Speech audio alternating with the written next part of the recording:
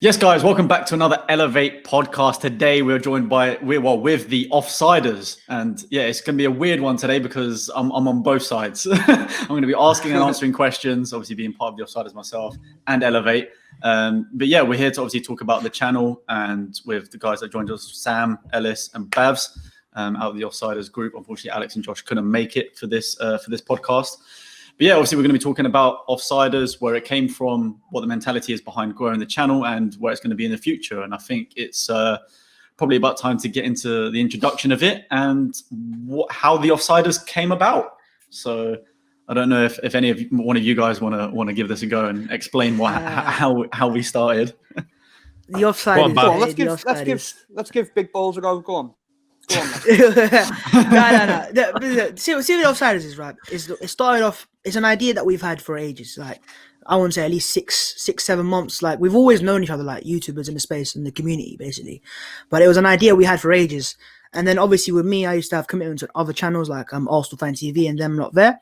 And then the moment I left that, moved on due to the whole coronavirus and things didn't go the way it should have. I spoke to Ellis. We spoke to George as well, and it just literally was a thing that we had already set out before, but it was only because the virus came around and certain circumstances to what we were like, all right, let's form the Offsiders. And like literally, I think we had our first meeting on a Sunday, if I'm right in saying. And it was me, Ellis, and George, I think, in that first ever meeting, and we just discussed. And it was like straight away we excited, like, this is a big idea. We've got big plans. We're all gassed for it, basically. And then we went out and scouted and got people like Sam Chapek, unfortunately Tottenham fan, but you know, he's Sam Chapek, doing it. But yeah, I was going to say, would Sam go down as a flop in this day's scouting, or what? What would go on? Yeah, I think it was just the last result from Sam Chapek, you know, a panic buy. I don't want to say that. Panic buy. It was squad depth. It's a deadline day masterclass. Yeah, you want Harry Redknapp walks past. Harry Redknapp like, yo, fantastic player. Yeah. It sounds to me. They're absolutely fantastic. It sounds to me like Sam is the Timothy Castagna of the Offsiders, the ultimate utility player. That's what it sounds like. Let's not slander Sam Chapek. Let's not slander him. I did not. You started it, man. No. Well, listen, it's Arsenal Tottenham. We always do this, you know. But to be honest, right, I think what we saw was we wanted to have guys that were committed to the cause, that we also saw potential in. And we also know these guys, they're going somewhere, you know. They're not just people that are just doing it. Yeah. They're not people that are trying to be this, like, just on the standard. They're trying to set the standards, basically. And that was kind of my mindset of who we're going to get. Yeah, raise the bar, basically. And so George, obviously, is a fantastic YouTuber. Supports a really bad team, but it is what it is. And Sam's very funny, the personality, and, you know, just that. Almost the dad of the group kind of thing sometimes. Sam Chapek. And with Ellis as well. Ellis is a guy who just the personality, the oozing of like just charisma, basically. And then you got Bav supporting the best team as well in Arsenal. Oh yeah. We leave it at that. We don't know about that George, one. can we just input the crickets there on the edit? Yeah. We'll do that. To be honest, it's interesting to hear the way it sort of came about. Obviously, two very, very different industries in terms of Elevate and Offsiders, but we actually came about a very similar way. So the idea of Elevate was my original vision, which, to be honest, it's been like, it wasn't always Elevate, it wasn't always the way it was, but the original vision and idea of the business was there for a good, I don't know, probably 18 months. And then me and George met through Imperial Wharf, and then we started talking about it more, developing it more. And then it was exactly how you said. We sort of, you know, I got on to Liam and we had a meeting and we discussed it. Liam was in straight away, and then we just started from there. And I think the organicness of the brand, for example, Offsiders, obviously being a very close friend of George's, I'm quite up to date with the content and stuff. It's a really like organic, original feel, and I think that's the best type of thing for content nowadays. Which is pretty, again, really similar to Elevate in terms of just everything being as original as possible in terms of the podcast and what we're trying to do. With that being said, what it is that we are trying to do is trying to, you know, create that movement, the in between being successful and not being successful. And obviously, you all know, being, you know, avid users of social media programs and YouTube and stuff, you see so many people out there who are like successful and they scream about the success and how they did it. But what there isn't out there is the middleman of the actual journey to that success. Do you know what I mean? No one really shows the struggles and the actual journey towards it. So that's exactly what we're going for. What do you think? I'll touch on I'll touch on this with Sam first of all. Sam, what do you think in terms of trying to stay relevant and trying to make sure that obviously with a very hostile industry like YouTube, it's changing all the time. What do you think is the number one attribute that Offsiders as a group has got to enable them to weather that storm, no matter what the time? Suppose it's just also down to who offers what on the table, combine that with others, and then we can all be up to date with each other, as you said yourself, about how quick the changes are when it comes to YouTube. It's also a good way, like I said as well, a team mentality is very crucial as well. We've had our setbacks, we've had our bad days, but when we do this together as a team, we have these bad moments as a team and we fight it together as a team. Love that. And if I've got to be honest as well, like I said, with setbacks, we've had our setbacks. Certain people in this group getting on my nerves here and there, but we're all past that now. I'm joking. But yeah, like I said, it's great. No, teams. You went. I'm joking. No, we're venom behind that. Don't lie, Sam. We're all friends here, mate. There's no need to sugarcoat this shit. Go on, Sam. Spit it out, Sam. Go on. Who is it? Go on. Spit Get it it out. out. Who is it? It's not who it is. It's that, it's a classic group chat. You say one thing, you get ignored. Everyone goes through this cycle. And then we're like, well, nobody responded to me or nobody responded to him. So, there. This it's classic... No one responded to George for 3 weeks about coming on this bloody podcast. But like I said, it's a great team spirit that we have together. And I'm looking forward to what the future lies for us. Mm-hmm. I also think though, like the whole when what Sam says though, when like there's a little bit of like, let's say it's a clash or like a little argument, basically. I actually like that because it shows that you care. It's natural as well, isn't it? Yeah, like not everyone's gonna have like not every day is gonna be the best day of your life. Like you're gonna have days where things are not gonna go your way or videos not gonna do well, whatever. But you just by doing YouTube, you're automatically putting down to a process of you have to prepare yourself mentally for ups and lows. No, when you're high, you're gonna drop from there, but when you're low, you're gonna obviously get better from there. Actually, and so that's gone. No, actually, I was gonna say that's good because that's what got me to realize where I was in terms, because I'm part of the content creating team for this, and there were some outdated ideas I was chucking in, and then it was starting to get on my nerves when people were basically saying like either don't respond or saying it's not a good idea very later on, but then. I suppose the build-up of it got me to just realize a really good idea out of anger. And I've already come up with a few good ideas now that has actually put me into that spot of what I actually need to do. And that's thanks to, I suppose, some conflicting opinions. Yeah, well, sometimes you need to take a step back to realise, though, don't you? Exactly. That's what it's all about. Yeah, absolutely. I think with the with what you said there about, the whole it coming from anger in one sort of way. To be honest with you, again, like I can relate to that in one way. I had a lot of specific anger in the last venture that I made, the last business, and great things came from it. For example, the relationship and the bond that I've formed with George now, and the unlimited amount of ideas we come up with all the time, never stopping. And then as well as that, elevate and it's like you say, Sam, I think a lot of people kind of underestimate how useful bad experiences and anger is, and upset and hurt. It's so underrated in terms of how much it can help you grow as a person. And it's like you say, channel that right and you'll come up with probably the best idea you've ever had, and the best content ideas, the best business ideas. If you channel it correctly, I think it's really sort of a good proven method. Obviously, at the same time, you wouldn't ask for anger and hurt every day. But if you can be grateful, I believe, if you can be grateful for every single scenario you come into in your life, regardless of whether it's happy or sad, and not let either of them get you too down or too up, and especially the bad ones, learn from every mistake and don't make them again. I feel like that can really mold you into a bit of a weapon in terms of, you know, ideas and gelling with yourself as a person.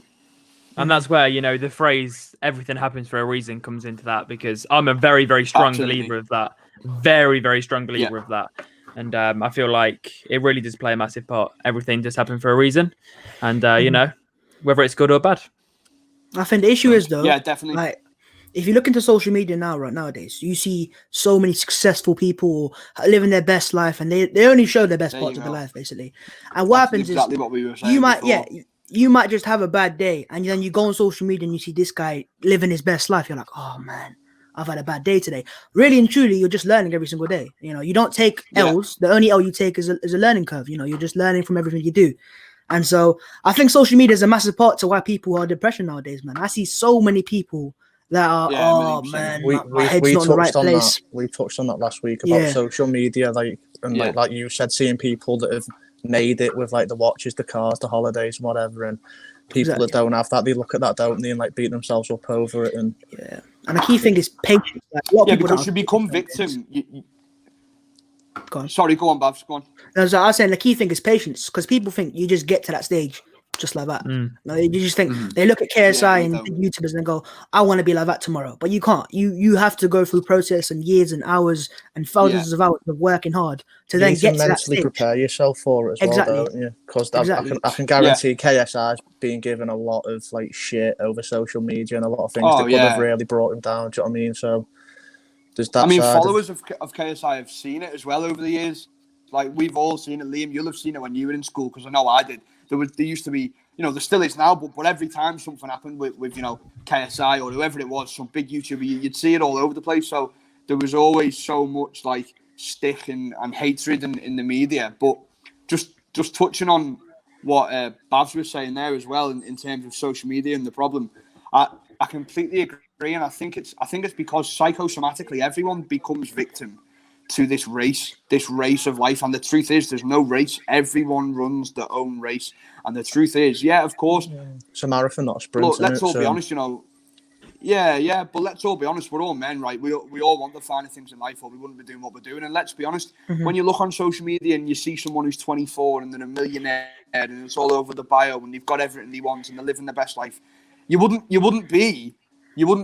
on your way to being successful if you didn't look at that and go, you know, Jesus Christ, I want that. Why can't I have that? But it's about channeling the energy and, like you say, learning from the mistakes. And I'm a massive believer, much like Ellis said before, he's a massive believer of everything happens for a reason. I'm an even bigger believer in the saying of it's fine to make the mistakes. It's never a failure as long as you learn from your mistake. If you start making the same mistake again, that's when it does become a failure, because you're not learning. But like you say, Babs, you've got to learn from everything and take it all as a learning curve, I think. 100%. I think what would be quite interesting to know from you, like your guys' point of view, is obviously we've all grown our channels individually to this point so far. How have you found working with 5 other people and doing what we've done so far in the first couple of months? I like Good question, Matt. I love working in a team. It just gives that sense of brotherhood, a community, basically. Like when you're on your own, like for example, with all of us, you can notice it. I mean, Sam and George are a bit closer because you know you two are Tottenham creators. But realistically speaking, did we used to speak that much as a me and George or me and Josh? And we were still friends, but we weren't close mates like we are now, where we can talk about anything. Like it's not just about YouTube, but in circumstances when you're struggling in life, like you can talk to people now and you understand. Yeah, lean on them. As well. And lean on to them. Exactly. I'm going to put in there for a sec, Babs. I mean, there's been several times over this lockdown where I've said to the boys, you know, like I've had enough. Like I can't, you know, with YouTube, whatever it has been, and the boys have been there to, you know, sort of, you know, like you're okay, you can do this, you know, take a break, give your head a wobble, you know, and tell you the positive things about what you're actually doing. And without being in a group like this, I wouldn't have really spoken to anyone else about it, because they're in the same and they witness and they've experienced the same thing that I was in, if you get what I'm trying to say. So that's why I like that for that reason as well. It goes to show that you need the right team around you as well, though, doesn't it? Like, you know, the right team and the right people. 1,000,000%. 1,000,000%. it can affect everything you do, can't it? Do you know what I mean? So it's good that you've like got a close knit bond type thing, and you can be there for each other. Because say if George had a bad day, you like the other 5 of you can bring it up, or Sam or Ellis or anyone for that matter. Like Bav's had a bad day, the others can pull up and bring through. So it's exactly. I think having the right people is definitely the most, like one of the most important things. Like obviously, I'm not going to say any names, but we were thinking about other people and who would be in Offsiders and things like that. And it's just at the end of the day, we just had to think who we would all work best with, who's going to fit it, and who's going to be around a lot. Do we bounce off of each other? And quite a few of us, like we played GTA together, we played whatever FIFA, like pro clubs and all that beforehand. So we already had that kind of like that little bit without being too close. We're not really knowing each other that well. We already had that kind of little bit, that connection, that friendship. So we kind of knew that it was the right people to be around. That was kind of like with me and you, wasn't it, George, when we started? Yeah, exactly. With Warzone and with Matty and things like that. So we kind of knew on some sort of level. Yeah. If I could just add that little bit of recreational time together first. Yeah, go Sam. So some right. All 3 of you from Offsiders know about this, and I won't mention names, but I've had a bad. See, the thing is, like when I first got contacted about being part of Offsiders, I immediately went for it, but there was like a little bit. There was something at the back of my head, but I later realised it was the right decision I made because for the foremost reason is I'm working with people I've all met at least twice, apart from Babs, but I knew him anyway. I'm working alongside basically people who some I could consider my friends, and it would make me feel like I wouldn't be once mistreated, or I wouldn't feel bottom, like I could be my own boss and we could all be our own bosses. And the reason why I'm talking about this is because when I first started as a content creator, that was my ultimate dream. Team up with a big YouTube channel, be a part of it, offer your services and get respect. But unfortunately, when I actually had that experience, it turned out to be very different. And then after that was all over and I basically walked out, it made me think it's impossible to work with a group, but it's different if you're working with your friends and you're close in a group chat as well. And that's why I'm pleased to see that Offsiders proved my fear wrong, that working in a group never works. Yeah. I also think Sam, like... Go on. Go on, Babs. Go again. No, I was going to say, me and Sam... I'm not interrupting you, I swear. Nah, it's fine. Now, me and Sam are we've had very, very similar journeys. Like, we've worked for brands or companies and all that stuff. Like, I was working for AFTV. Now, a lot of people will go, there's the biggest fan channel, it's the dream job and all that stuff. I left sixth form and I was like, AFTV, mate. Yeah, you must have. But I left sixth form and I didn't choose to go university because I thought it wasn't right for me at that time. I said, listen, I could go, but it's more peer pressure, people around me going and following them lot when I should be following my own future, my own footsteps. So I got my job at AFTV straight after. Definitely. It was a mad thing. Leaving school and now I'm at this job where if I wasn't doing YouTube and my desire to be a content creator, that would be my dream job, almost like working with like Arsenal channel, talking about Arsenal, making Arsenal content. But it was just a matter of after a year of doing it, a year and a half of doing it, it got to a point where I was like, where do I actually go from here? Like I can't get any further from here as a way I'm going right now. Like I want to not just there's no financial, not just financially, but also like just sense of accomplishment and control. Like you can have a boss. There's nothing wrong with having someone above you, right? But some people are not meant for that. And I'm not one of those guys. When you have someone controlling you and just, for example, this lockdown was the worst about it.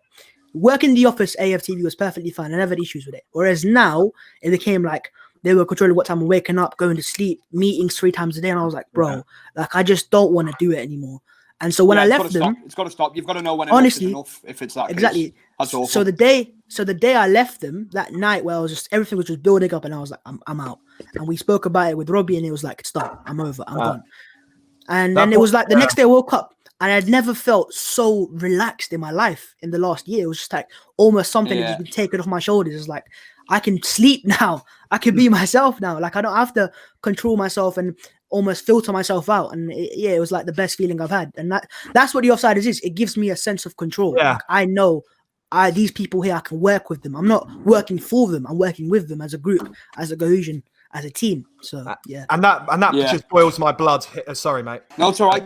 Go for it. Go for it. Okay. And Babs, that just boils my blood for me personally when I hear you saying this, because that's pretty much what I went through. Plus, the most screwed up thing about this was I wasn't even getting paid, because I had this naivety in my mind where I was thinking experience matters way more, getting a reference matters way more. And I was always getting promised with like opportunities, which to be fair, I got one opportunity out of it. But when I actually had the opportunity from it, which was like meeting an ex-Premier League footballer, I wasn't even allowed to like be involved with it. I had to be in the room watching, stuff like that. Wasn't allowed to say anything, Sam, stuff like that. I'm going to jump in because I'm so passionate about this subject. So just building off what you said there, Sam, in terms of the whole experience matters, you know, the opportunity gets presented to you, it gets made out to be something so big. Listen, I was under that impression for a good 5-6 years, right?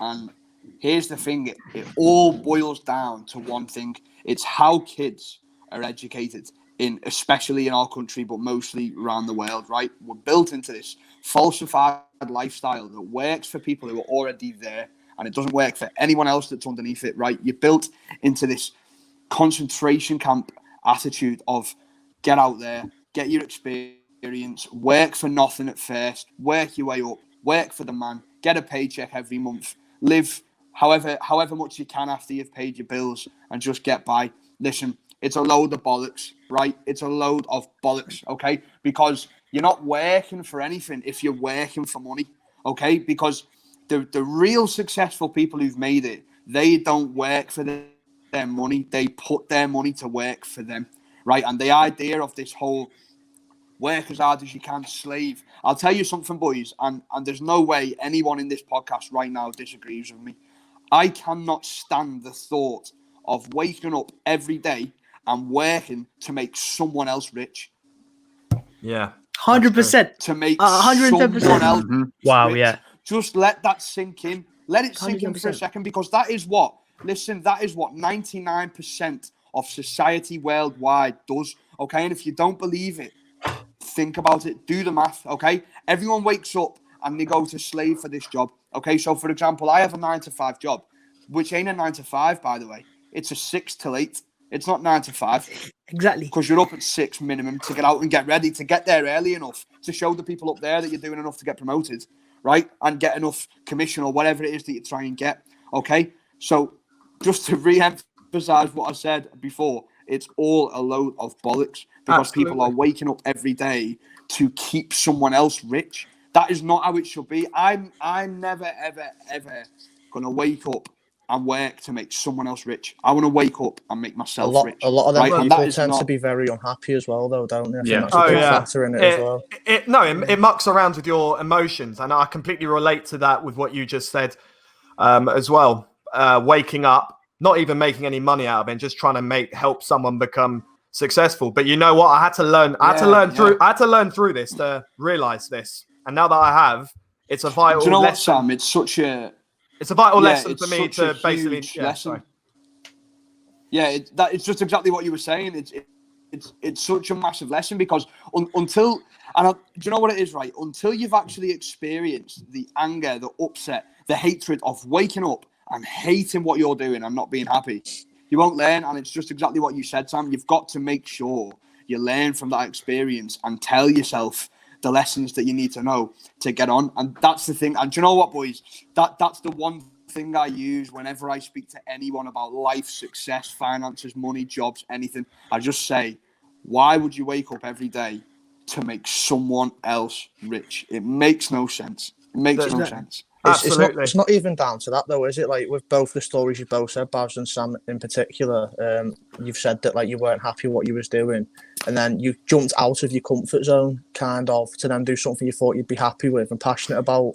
And now you're happy and passionate about something, you're getting the better results and the best results you could do because you're happy about it and you're passionate about it. And it goes to show that if you do jump out your comfort zone and follow your passion or something you'd be happy doing, then the success will come later on. Do you know what I mean? I think a lot of people need to. Like, a lot of people are scared to leave the comfort zone because, you know, it's a steady paycheck. Yeah. It's, you know, it gives them comfort. Also, a lot of people just need to get out of that and just follow the dreams. And what it is, right, is a lot of people, they're scared. They're scared into not doing it. Like they're not just their family, but friends will say to them, "Nah, man, you're making stupid decisions here. You don't take the risk. Why are you doing that, right?" But let's get it straight. For me personally, I don't know about you guys. There, what you just said. It's risk. No one wants to take a risk. No one wants to take a risk because there's always the chance of failure, and that's what people are scared of right now. But the thing is, right, if you don't take those risks, how are you meant to progress? How are you meant to actually get forwards in life? You know, there you go. If you just stand still and just keep doing that same thing again and again, it's like, bro, you're not going to get anywhere in life. And what do you want to say if you were to die tomorrow? What do you want to be remembered as? Just a person who just worked a 9-to-5 job, simple life, was a happy person? Nah, I want to have a legacy, for fuck's sake, man. If I died tomorrow, I want people to know for who I was, not because of what I did, but who I was as a person. You know, and that's not going to happen by working for someone else's dreams. Like, that's why I did the Offsiders, because this is my dream. I'm in control now. No one's telling me what to do except for myself. So I will get up on time and be on time myself instead of going to the office or going somewhere else. Exactly. And it's a sense of control. Like, why have I not done this before? But I had to go through that experience of a year and a half of working for someone and hating some people there to then go, why am I doing this to myself? Yes, it's good right now financially, but what's the future? There's no long-term plan here. There's no vision here, you know. It's all like, just do what makes everyone else happy. But what makes you happy, innit? And that's what you got to do. But that's it. Exactly. And listen, the thing is just building, because there's another level to what we were all saying before, and you've just slightly touched on it there, Babs. It's the whole it's all taking control, right? But we mentioned before the glass ceiling. But listen, here's the thing, and I'm gonna chronically quote Rich Dad Poor Dad here, the book, because it's so right. The whole thing of working for money and working for someone, and you know, whatever this opportunity is that you've been promised, right? It's that is their way of keeping people in this scenario. So like people will take the job in the company that's got the better benefits or the better pension package. Or listen, I'm not being funny. By the time I'm 40, 50, I'm not going to need no pension package off no one, because I'll fund my own pension package, and that's how it is, right? And 100%. Everyone should have this same thing. But when it comes to working for money, right, people get stuck in the rat race, and it becomes you blame all your issues and your problems on your employer, your paycheck, or what it is that you're doing, right? So there's 3 scenarios there. So one person will wake up and go, it's because I don't like what I'm doing, so I'm going to change what I'm doing, right? And then they'll change what they're doing. They'll change fields. It might work for a while, but inevitably they'll still fall into the unhappy circle of, I don't have enough money and I'm not happy, right? The second group is the people who blame the boss. They'll go, it's my boss's fault. It's his fault. He's not paying me enough money. I deserve a raise. So then they'll work their bollocks off, and they might get a raise in 6 months, 2 years, 6 years. And when they get that raise, they'll think all the problems are solved because they've got that next little bit of money, and they'll think it's all fine, all my problems are solved. But it's wrong, because everyone who's in that rat race and who's working for money, the only thing that happens when you earn a little bit more money is your spending increases, and that's all that happens, right? So you get that slightly more money to get that slightly bigger house for the extra kid, yeah, but you're not free. And I'll tell you what it is that we're working for. People get so confused on the idea of what it is we're working for. Financial freedom, that term confuses everyone who reads it, right? And it's because everyone believes that they're working for exactly what it says on the tin, financial freedom, right? It's not. Let me tell you something. I would sacrifice half of my earnings that I earn right now to have freedom of my own time. Because it's time that's more valuable than anything. And it's exactly what you said, Babs. It's having no one call your shots. It's having the ability to work on what you want to work on, to elevate yourself in that moment, right then and there. And it's the whole thing of, yeah, you might be earning 3,000, 5,000, 8,000. I don't care what the figure is per month. But if you're answering to someone, it's wrong. You're working for the wrong thing. You work for your freedom. And that's when the real wealth comes in. Because then you become so free to do whatever you want and build whatever you want. And that's when the real different level of wealth comes in. Exactly, man. 110%. Yeah. It's kind of why the best jobs really are the ones that are bottom of the chain, which I do at the moment, because even the manager who starts off there knows basic respect. And that's what I do now. Like, well, before the virus hit in, I've got my own YouTube channel. And then whilst I'm not working, I'm working in events industry as either setting up props or being a bartender or carrying really heavy stuff, which until my back breaks.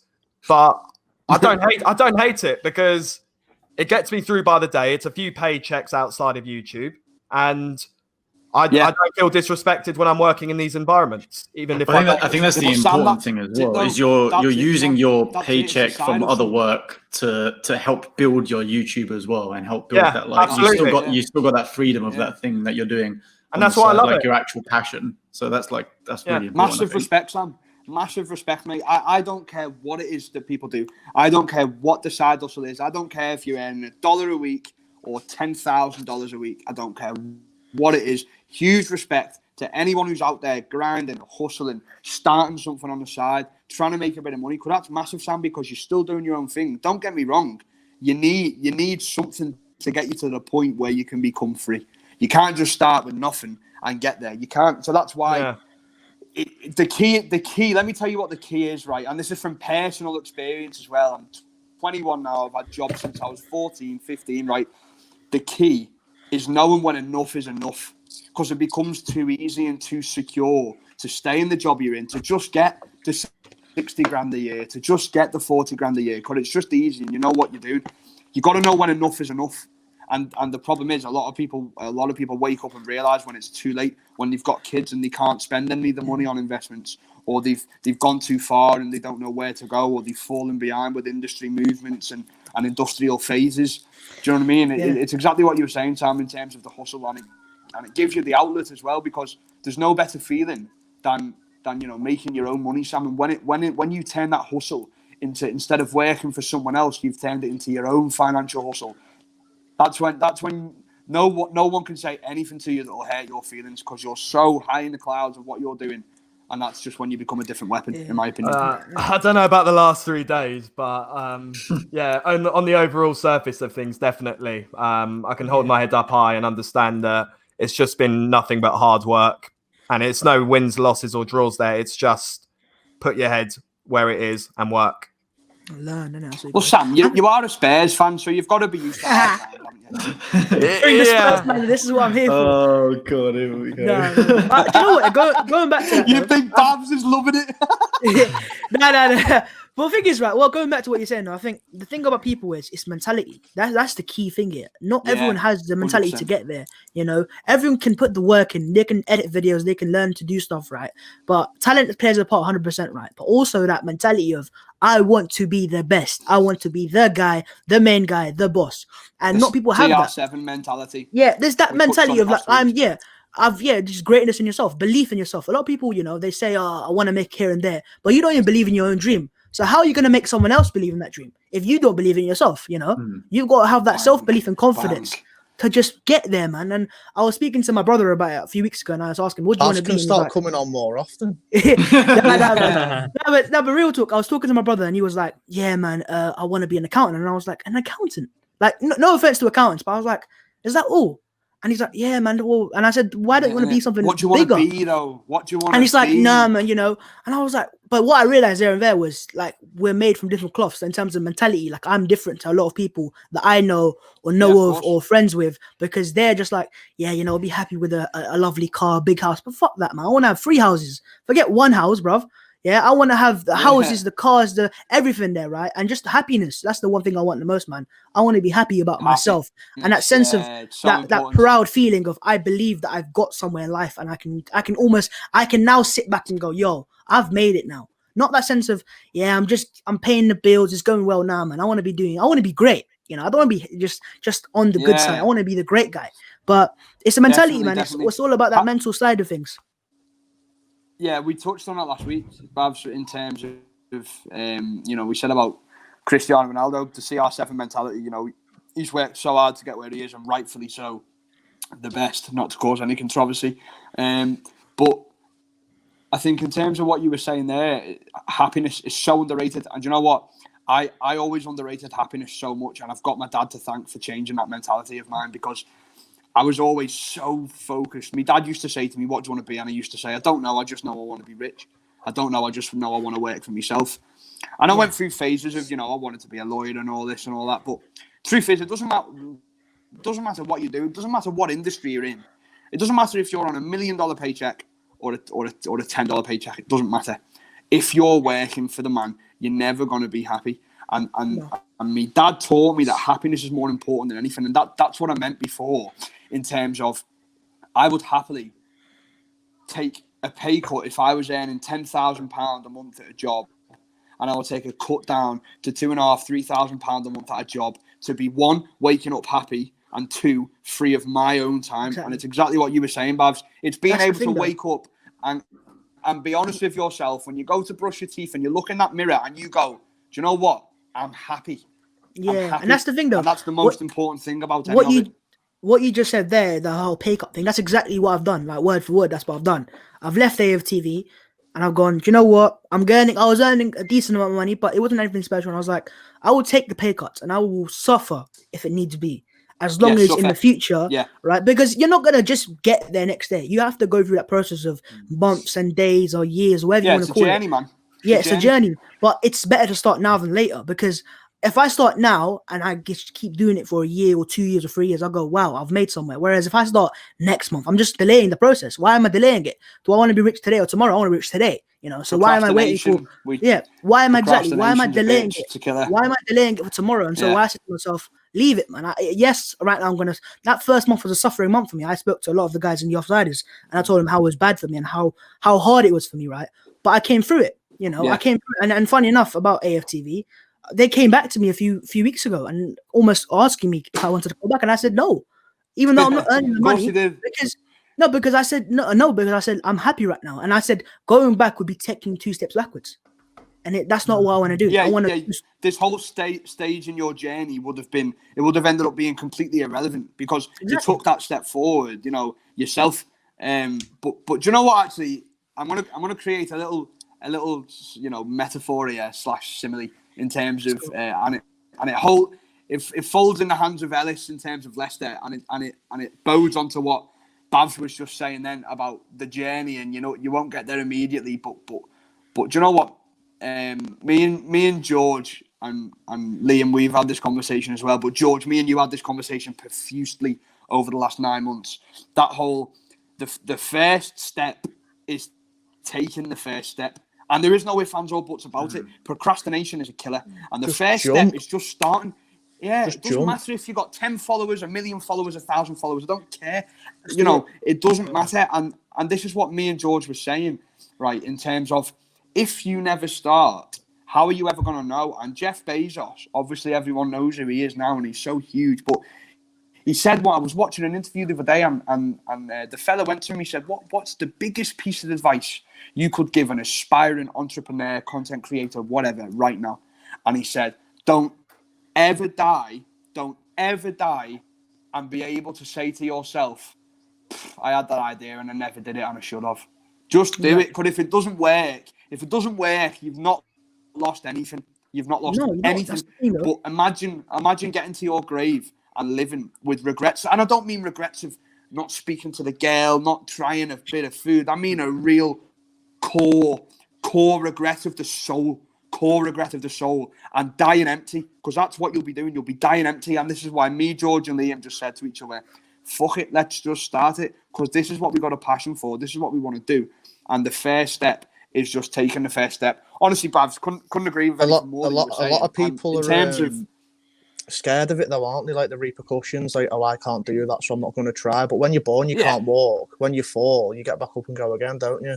Exactly. When you can't walk, you fall, you get back up and you go again, dust yourself up and go again. So that's how you've got to kind of see life. Like, I can't do it now. Yeah, but you will be able to. Yeah, if you can't do it now, if I can't do it now, then if I don't know, you've got to learn. Keep learning, keep trying. Do you know what I mean? That's the thing. People think in the industry that people think, I can edit this video. He's been able to do that since day one. No, in fact, it's taken me years. If George came to me now and said, "I'm busy, can you edit a video for Elevate?" I'd be like, "Lad, are you taking the piss?" That's the thing, though, right? It's the thing. People are that first risk, right? People think that path to success is just a simple walkway, and you're just going to walk there and you're going to get there, right? It's a risk journey. It's a journey full of risks and falls, and it's like a cliff, and you're on the brink every single time, right? But there's always a reward there, and if you don't take that risk, how are you ever gonna get anywhere in life? Look at every big sports person, entrepreneur, big person. They have tens of thousands of risks they've taken to get to where they are today. They haven't just got there by just working hard. You work hard, but you take the risks as well, and that's what helps you get there faster. I think, at least. But yeah, man. Yeah, Definitely- Babs, just to illustrate what you were saying there, and again, this is something that me and George spoke about in the past. It's something I've seen so many times, right? And I've drawn an illustration here to illustrate this, right? So, most people believe success is just a straight line, and it's just like that. When in actuality, it's actually like that. Exactly. It's all sorts of twists, turns, bumps, turn round, start again, liquidation, start again, fail, start again, fail, start again. Then you get there. Until you get to the right thing. When you make it, when you get to that right thing, and this is what I was going to make that sort of likeness to it. You know, it's not exactly the same, but look at Leicester. And I'm saying this when we've got Ellis on, and he's a Leicester fan, obviously, so it's come to my head. But Leicester were just in and around what they were doing for years, and then they started coming up, and then all of a sudden, bang, they won the Premier League because something worked. In that dressing room, with that manager, with that team. It doesn't matter how shit the rest of the league was, and people say this all the time to dim down that league win for Leicester. And I do feel sorry for you, because truthfully, you were outstanding that season, and it's because Ranieri found a winning formula, and it worked for 38 games straight. It worked. You found that formula. And Olivier You Giroud. just got to keep trying. I hope you've still got the thing on record at the start of this. We were looking. Yeah, But no. at the end of the day, Alex, it's something Everton have never done in it, man, mate. So Yeah, exactly. ignore it. It is. Ignore Listen, him. it is. But I'd rather wait. I'd rather wait and win a proper league instead of a Corona Cup. Do you know what I mean? It is what it is. But like I said, we've asterisks. done more in the past 12 months than Everton. It have in the is past what it 10 is, years. baby. It is what it is. It is what it is. It is what it is. It is But what it is, what it man, is. mate. Yeah, so just speaking on like obviously like the bumps and the turns and everything, like it not being like a straight line.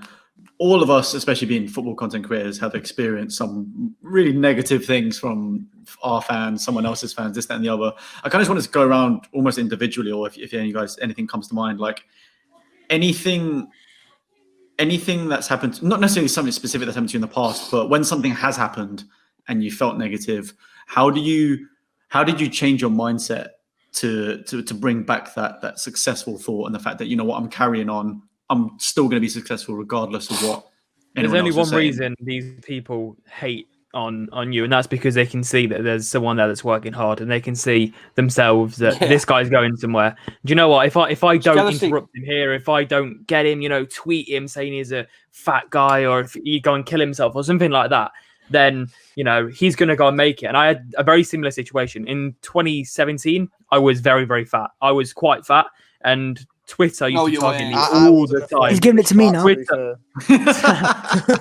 I was going up to like 17 stone, and that's me being honest. And I was in a very bad place then.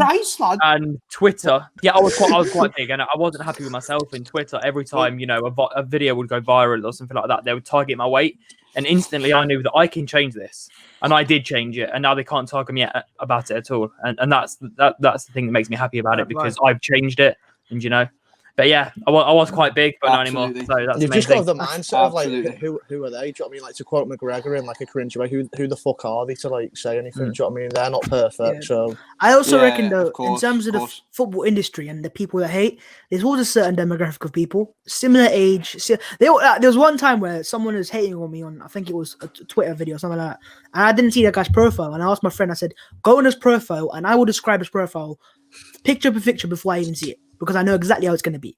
It's going to be a photo of him in the banner with him and the lads with the pints in their hands. He's going to have season ticket holder in his bio. He's going to go proper football fan, all that stuff. And it was exactly on point, because they're all the same people.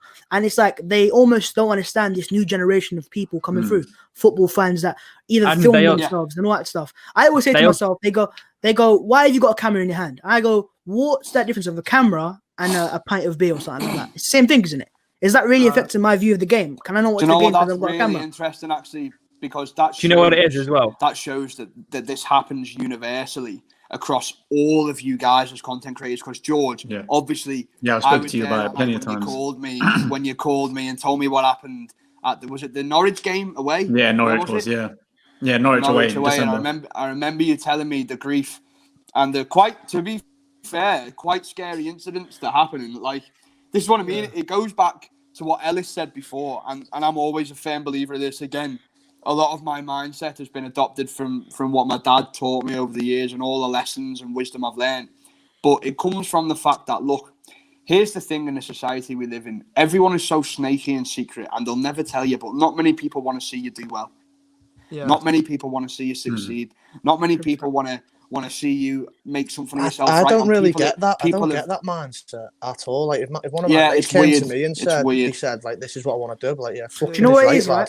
You do it. Yeah, exactly. What right. Exactly? I'll help you out with it as much as I can. Do you know what I mean? Is right. Yeah. Do you know what I mean? Like, do you know what it is, right? I spoke to someone about it yesterday. I said, a lot of these football fans, right? If you think about a generic football fan, right? He has a 9-to-5 job that he probably hates. He gets not the best of pays, you know, he has a really bad job, but he doesn't enjoy life, basically. And they go to football, they go to the pub, they get drunk, they have whatever they want to take. His missus probably doesn't shag him anymore. Exactly. they zone out. And so the football is their weekend, basically. That's what the climax of the weekend, basically. That's their life. It's an escape from reality, isn't it? Yeah, and so when they lose or something goes wrong, they want people to blame. They want people to go, oh, it's your fault. That's what they do. It's a momentary escape from the current world. It's a momentary escape from the current world that they live in, and it's a way to get out. It's also the same thing. You'll notice with these, you know, football hooligans, it's always the same thing with those every single time. And you'll notice it that I feel like they all do it to, you know, look cool in front of their mates because someone dislikes this guy. Oh, because we're in a massive group, I'm going to dislike this guy as well. It's so outdated. It's like old-fashioned bullying. It's weird. People need to get over themselves. It's wrong. And it's also like they go to games. They go to games. They want to get smashed, pissed out of the head. For me, that's not what I want to do. I want to go there and enjoy the game. I want to be able to remember it as memories. Spread the love. Everyone, they need to understand that everyone goes to games to do and, you know, come away from the game with different things. Theirs is to get smashed. Mine is to make documentaries on it. Well, I say that, you know, document it on my channel. Everyone is different, and that's what they need to understand. And they don't do that because, you know, they're so delusioned by, you know, how football's supposed to be. They're just stuck in one mindset. They're stuck in one mindset, not willing to listen to anyone else. Like, No, go on, Sam. Go, Sam. Go. Well, the thing is, I'm going through this literally right now as we all speak because I don't know if some of you've seen it, but the other day there was like a snippet of my vlog, which I, by the way, didn't even tweet myself, of me and my dad. It gets tweeted by some Sheffield United Twitter page. And then all of a sudden, I'm seeing like a bunch of fans like just laughing, saying, "Oh, I'm glad I'm not a Spurs fan," or "Who films himself?" Which, to be fair, it's comments I can take. But it started to really hit me when there was like these bunch of Tottenham fans basically saying to the one person that I've looked up to most of my life, who isn't even directly involved with my channel, these insultive and abusive terms, and saying stuff like, have to make sure that these two do not set foot at Tottenham. And I'm just thinking to myself, just don't watch it if you don't like it, because you're only giving me more attention for it. So, and I always bring this thing into it. I hate EastEnders with a passion. Like I hate it. I can't stand it. I am not going to go downstairs and I'm not going to sit there and get a cup of tea and watch it because I don't like it. So why are they then going but at the same time, watching me? You won't sit on your arse all night screaming on Twitter about how much you hate EastEnders. You just won't watch it. Yeah, exactly. Exactly that. Simple. I find it really embarrassing. But no, with these, what they seem to do is, oh yeah, I don't like this guy, but I'm going to watch it anyway and tweet about it because mates are going to think I'm cool. Just shut up. Just you know, be yourself. You know what that is? And stop and copying by the other way, people. What that is now, I'll tell you what that is. That is this society, right? Having to have their opinions heard. And again, George, me and you have said this so many times, right? People have to be relevant. It's that whole thing of, you know, you can't be helped unless you want to be helped. And, you know, again, we're not going to mention any names on this like you guys haven't, but it's that whole thing of, you know, they lived off clout. They lived off things that were happening. They lived off trying to get views from confrontations and arguments. And you know, they never wanted to be helped in their ways, very set in their ways, very toxic, very negative, never really wanted to build. Everyone else's ideas were wrong. Their ideas were right. And, you know, it just gets to the point where you can only try for so long before you have to say to someone, do you know what? I've done all I can and I can't do it anymore because it's dragging me down now and it's too toxic. And again, we touched on this in the last couple of podcasts of the toxicity. That's why for tonight. That's just what it is. That's why for tonight. Go for it, Sam. Go for it. So yeah, that's why for tonight my task is to film a video and carry on. And also, just to add on as well, the level of intelligence from these people that have tweeted at me. I've looked through their Twitter profiles. They are the same ones. They are the same. Got through every one of them. Dude, I know what you're Hang doing, on, mate. I'm coming for you. They live. I know who their mum is. Their sisters are. Wait. Let me finish. They are Rip them all. Fuck it. They're the same ones. They're the same ones who go into a mental breakdown when they see anything tweeted about LGBT or Black Lives Matter. So that's what I've got to deal with. Yeah, it is. That's what I've got to deal with. Fucking hell. That's why you don't take them seriously. Who are buzzing to get to the pub now that the back open. That's why I don't want my life. The whole pub thing, right? For example, is the best thing. Like people they're like, oh, the pubs are open. It's brilliant. It doesn't affect my life one bit. Not because I drink alcohol when I want to. Not it's at like all. I don't want to have my life be dependent on an alcoholic drink to see if I'm happy or not. Mhm. I want it to be my success and what I do, the hard work I put in, all that stuff. And these people they just don't have it, man. They don't have they jealous. It is jealousy, 100%. They probably go, how on earth can this guy talk about football and make a living off it? Yeah. And I'll tell you what it is. I'll tell you what it is. They don't like I'm not going to mention any names, but there was the group of ultras at Leicester. They tried it themselves, and they basically they failed and they couldn't do it. And I feel like why they always target me is because I've got the confidence. I couldn't care what anyone. If I've got my camera in front of me and someone's sitting there pointing at me, I couldn't care less. Exactly. I'm where they wanted to be, and that's why they continue to slag me off, report me to the club. They even tried to get me banned at one point, and it's like, you for what? Why? Supporting exactly. I don't understand literally... why holding a camera is such a massive taboo. I know. I don't. What's so bad about it? These are the same people. Listen, do you know what, Babs? Sorry to interrupt you, but this is the exact thing that I said to George when he rang me that night after Norwich, and he told me what was going on, and I said, what is even the problem? What are these guys getting oppressive for? What is this objective that they're trying to get to? Because it makes no sense to follow someone home and intimidate them by saying, turn the camera on now then. Turn the camera on now. What? It doesn't make any sense. Sort your head up. You've got kids none of it trying makes to be role models for. And the thing is, right?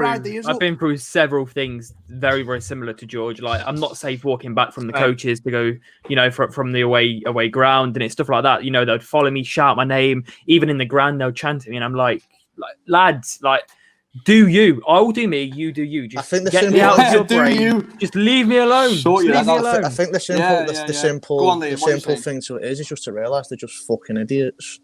It's just that simple. It's not hard. Yeah. Do you know what I mean? I could go get 3 of my mates and follow one person on his own and try and intimidate him. It's not big. It's not hard. It's not clever, is it? Do you know what I mean? Like, sort your fucking head out. It's just that simple. Do you know what I mean? You just need to get over some. No matter where you go, no matter what you do, someone's going to say something. They don't like it. They don't agree with it. I'm not bothered by it. They don't like your haircut. They don't like what you wear. They don't like what you're doing. It's fucking. Do you know what I mean? It's the same. Like, even my family members. I have a couple of family members that have like, why are you wearing that for?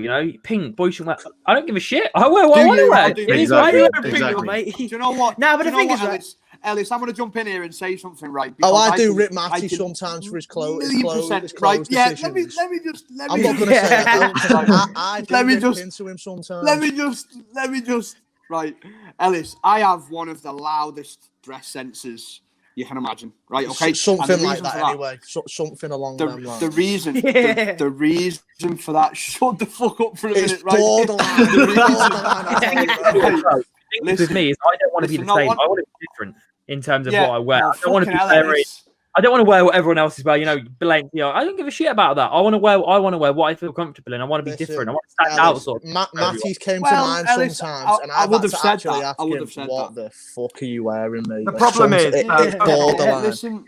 Listen. Just basing off what Elliot? Who the fuck is Elliot? Elliot? Where's Elliot? Just basing off what Ellis said there. Listen, I completely agree. A little bit pissed off because you said it before I didn't. It was on the tip of my tongue, but I got interrupted, so it's all good.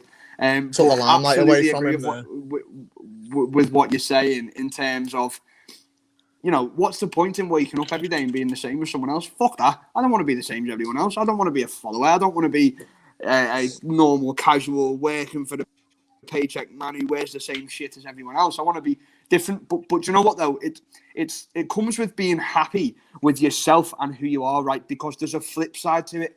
I don't actively get up every day and go, right, what can I do to be different to everyone? No, that's not what I'm saying. It's natural. But what I do is I wear what I like to wear and what I feel is unique and different, because I think uniqueness is the single sole thing that creates and has created every single millionaire that's ever existed ever on the planet. Uniqueness creates wealth for everyone. I don't think again, it's like, that's not me saying the uniqueness. I don't think there's like necessarily a problem with wearing branded clothes. Like if you've got the money and you want to wear a £400 Gucci top, or, wear what you want to wear. Do you know what I mean? Yeah. But I think the big issue is a lot of people in this everything, generation. You know, I know people around here that fucking have webs on finance, not shoes on finance, just trying to look rich when they can't actually afford it. You don't need to do Shoes shit like on that. finance. Oh my god. Oh, bro, what I've been trying to say. You don't have a clue, lad. No, true. It all fits in, though, innit? It's all your.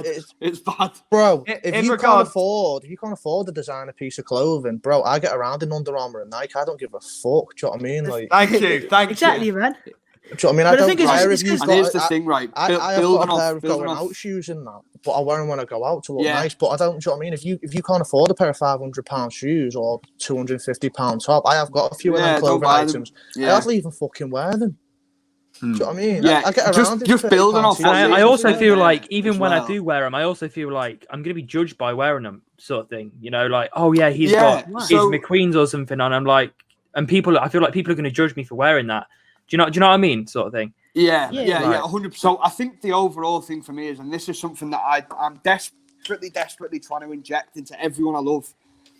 It's this image thing that everyone grows up with, right? Let's just touch on what we were all saying there about clothes and brands and all that. Listen, it all comes down to this. It doesn't fucking matter what everyone else is wearing, what everyone else cares about. It doesn't matter what's going on in your financial life. It doesn't matter what you think is right and wrong, right? The only thing that matters is, are you happy to be wearing that? If you're not, one, don't peer pressure yourself into spending 250 quid on a pair of shoes because everyone else has, and then not be happy.